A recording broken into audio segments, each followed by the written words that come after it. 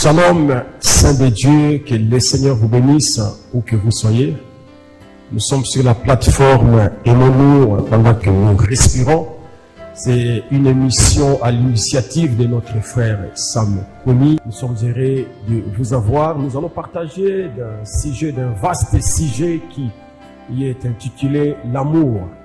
L'amour, c'est une grande fontaine. On ne saura pas l'exprimer ou parler dans toutes ses facettes. Dans cette émission, je crois que les autres collègues prendront certaines facettes. Donc, j'aimerais commencer par lire la parole de Dieu ici. Je suis dans 1 Jean chapitre 4, les versets 7 à 8. Et la Bible dit, « Bien-aimés, aimons-nous les uns les autres, car l'amour est de Dieu. Et quiconque aime est né de Dieu et connaît Dieu. Celui qui n'aime pas n'a pas connu Dieu, car Dieu est amour. » Donc je viens de lire la parole de Dieu ici, c'est l'apôtre Jean qui nous écrit et je retiens cette pensée. Et Jean dit, aimons-nous les uns les autres. Celui qui n'aime pas n'est pas de Dieu. Et là, il a dit que l'amour est de Dieu. Donc, j'aimerais que nous puissions comprendre que Dieu est amour. Et cet amour a été manifesté dans la chair humaine. Et avant d'en arriver là, je vais prendre juste une petite pensée dans le livre d'Apocalypse, chapitre 5, le verset 6, où il nous est parlé des 7 esprits de Dieu devant les trônes. Alors, le prophète interprète cette écriture ici, et il dit les 7 esprits de Dieu. Cela ne veut pas dire qu'il y a 7 esprits, mais les 7 esprits, c'est la manifestation du même Saint-Esprit 7 fois durant les 7 âges de l'Église. Alors, il dit les 7 esprits sont comme les couleurs de l'arc-en-ciel. Il dit, et la première couleur, ça représente l'amour, la rédemption. Donc, vous allez remarquer que dans toute la Bible, vous trouvez une histoire d'amour dans toute la Bible. Déjà, l'amour est décrit dans toute la Bible. Vous verrez ça dans les types. Donc, la rédemption d'un bout à l'autre, et la Bible nous parle qu'elle est accompagnée de l'amour. Vous savez, quand Adam était déchu de la gloire de Dieu, et l'amour de Dieu a fait que Dieu descende le soir pour chercher Adam. Où es-tu? Adam, où es-tu? Donc, l'amour est descendu pour chercher l'homme déchu. Donc, l'amour va à la recherche des âmes perdues. Donc, l'amour fait aussi que, quand vous fâchez, l'amour fait que vous puissiez vous calmer, vous poser et pardonner aussi. Vous savez, une fois, les enfants d'Israël, ils sont allés se prosterner devant les veaux d'or qu'avait érigé Aaron. Et Dieu s'est fâché, il dit à Moïse, je vais détruire ces peuples. Alors Moïse dit, oh Dieu, ne détruis pas ces peuples. Qu'est-ce que les Égyptiens, diront? Et ils diront que tu as fait sortir les enfants d'Israël de l'Égypte pour les tuer dans les déserts. Ça, nous sommes dans Exode chapitre 32. Alors Dieu a conversé avec Moïse. Et la Bible dit, l'Éternel s'est repenti. Voyez, l'amour peut faire que vous prenez une décision difficile, ensuite vous revenez et vous regrettez, vous dites, bon, je me répands. Donc, l'amour demande pardon.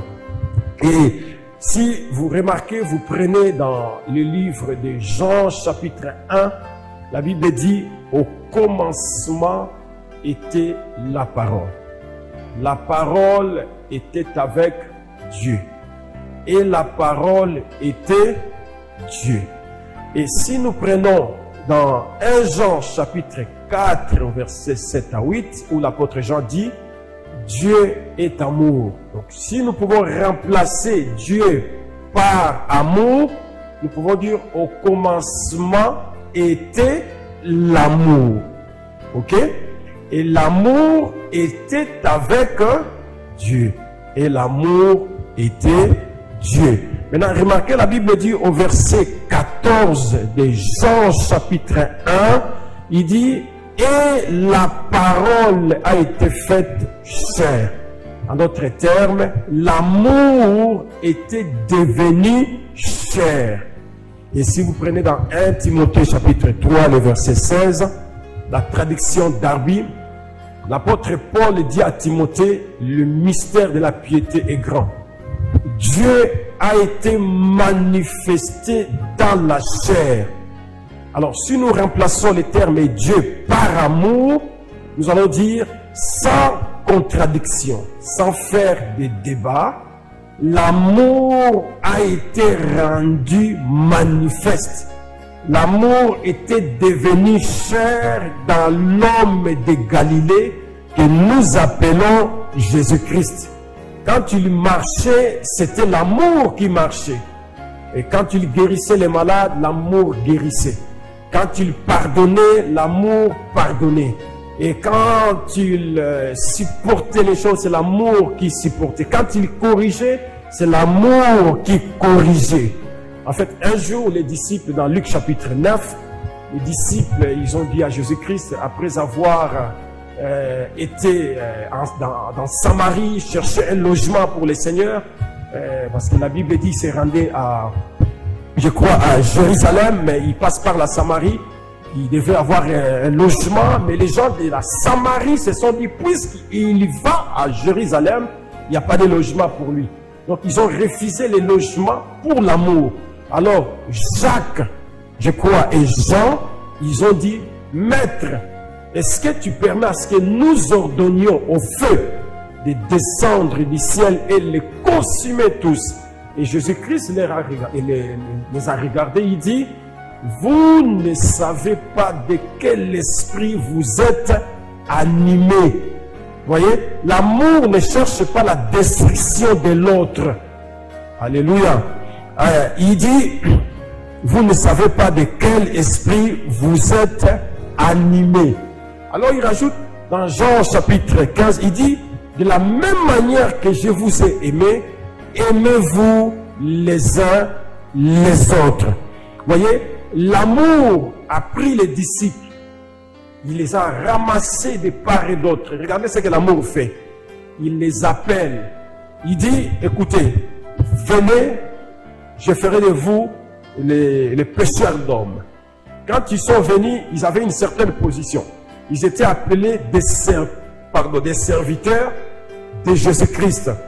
Et au fur et à mesure qu'ils marchaient avec eux, écoutez ce que l'amour fait, il leur a pris d'un certain niveau, il les élève. Il dit, je ne vous appelle plus serviteurs, mais je vous appelle mes amis. Et plus il marchait, il dit maintenant, je ne vous appelle plus amis, maintenant je vous appelle l'épouse. Donc l'amour peut prendre quelqu'un au plus bas niveau et l'élever à un certain niveau. Dieu serviteur, à l'ami, à l'épouse. Donc si vous avez l'amour de Dieu, cet amour-là fera que vous puissiez prendre votre prochain d'un certain point pour l'amener haut. L'amour ne rabaisse pas. L'amour n'humilie pas son prochain. L'amour supporte, élève son prochain. C'est ce que l'apôtre dit. L'apôtre Paul dit dans 1 Corinthiens chapitre 13, il dit l'amour est patient, l'amour est compatissant, il ne s'enfle point d'orgueil, l'amour supporte tout, l'amour est rempli de bonté. Vous voyez, c'est l'amour. Quand vous avez cet amour, je parle de l'amour divin, pas l'amour philéo, l'amour des hommes. Je parle de l'amour de Dieu, l'amour parfait. Il dit, quand vous avez cet amour en vous, vous savez supporter, vous savez aimer, vous avez la bonté, vous avez la longanimité, vous croyez votre frère. L'apôtre Paul dit, l'amour croit tout. Et ensuite, vous marchez, quand nous regardons encore dans la Bible, vous remarquerez que Jésus-Christ, lui qui était l'amour, il dit, écoutez, je m'en vais, vous préparez une place. Je reviendrai et je vous prendrai. Qui? Vous, les gens que j'ai aimés. Vous, aimez-vous les uns les autres. Parce que moi, l'amour, je monte. Je reviendrai chercher l'amour. Car dans mon royaume, il n'y a que l'amour parfait. Et lorsque le prophète est entré et il est revenu, il nous a dit, ceux qui entrent là-bas, c'est seulement ceux qui ont cet amour parfait. L'amour parfait ne condamne pas son frère. L'amour parfait prie pour son frère. L'amour parfait prend l'ennemi. Vous l'amenez à l'autel. Vous dites, Père, pardonnez-leur. Que le Seigneur vous bénisse. Shalom à vous.